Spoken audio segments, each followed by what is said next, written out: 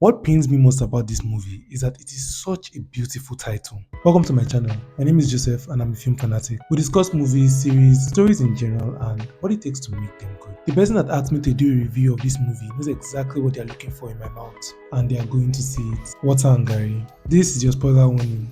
I'm going to give a thorough analysis of the work and will definitely discuss major plot points, but I'll try my best to keep it minimal. Water and Garri is the 2024 romance directed by Meji Alabi. It stars Tiwa Savage as Aisha and Andrew Bunting as Kay. It follows the story of a successful fashion designer who returns to her childhood home after 10 years to support her cousin and reignite an old flame. Please take that synopsis with a grain of salt because this movie will make you question everything. Another painful part of this movie for me was that the opening sequence was actually quite good, but after seeing 2 time jumps in 3 minutes, I just knew these people don't know what they are doing. If they wanted to show us Aisha's life in America, why not spend time showing us her life in America and allow us get invested in her as an individual before she starts making life-changing decisions? Or better yet, start the movie with Aisha returning to East Side. Because that short montage of her in America just introduced us to the character without allowing us to form a connection. Then they started pushing the story forward while leaving the audience behind. There are very few good shots in this movie, and I actually appreciate that letter sequence. But for the most part, it just feels like a music video. This movie shamelessly follows one character, make the rest go die, telling us next to nothing about anyone else unless it concerns Aisha. Do I have to point out that is not how real life works? Abeg, if you remember what brought her back to East Side in the first place, remind me. You would think that the thing that brought the main character back to a town that supposedly traumatized her would play a significant part in the story. You would be wrong. Wouldn't it have been better if she returned because the grandmother that raised her and her brother had died? Sloppy progression and characters that don't even seem interested in themselves will make you forget why anything's happening. From all the media I've seen of Tiwa Savage, she's basically acting like herself, like many actors do.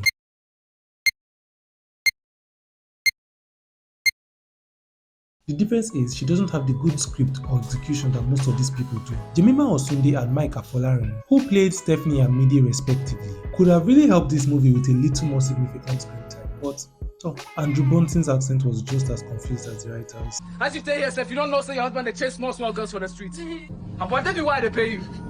Me my girl you want chase. There's a lot of good fashion and style on everyone's part in this movie, so you kind of know where their priority was while making the movie. The soundtrack of the movie is okay, but she should have honestly just made an album visual, or a music video, or a TikTok.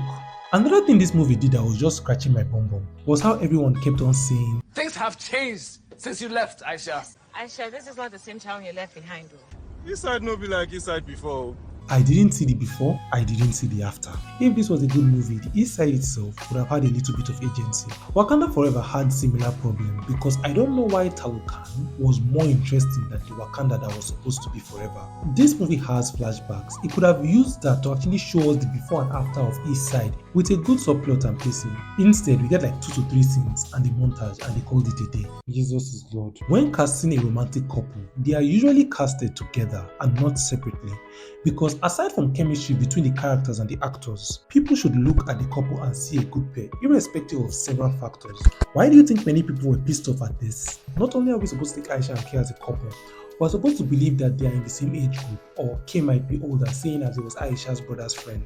Before I move further, I just need to point out that this has nothing to do with their looks because both of them are 2 very attractive individuals, but I do not see them as the kind of couple that this movie was painting them to be. Thematically, I don't even know what this movie is trying to address because I'm still trying to get a grasp on the story. You could say grief, but there's no resolution for anyone that suffers from it. If it's ambition or hustle, then they would have actually showed us what it took for her to leave East Side or what it took for her to establish herself in America. They can't even say it's trauma because again, what was the end game in that aspect for the only character the movie cared about aside from giving her more trauma and unanswered questions?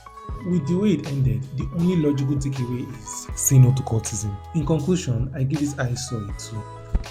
I've said all I need to say about the movie and I really want to reiterate any further because at the end of the day, what do I know? I'm really eager to have a Nigerian movie join my top 10 movies this year and I would love for you guys to recommend good ones. Please play the devil's advocate and let me know any redeeming factor you saw about this movie. Maybe it's me. If you enjoy my content and you want to see more, please like and subscribe and you'll see me soon.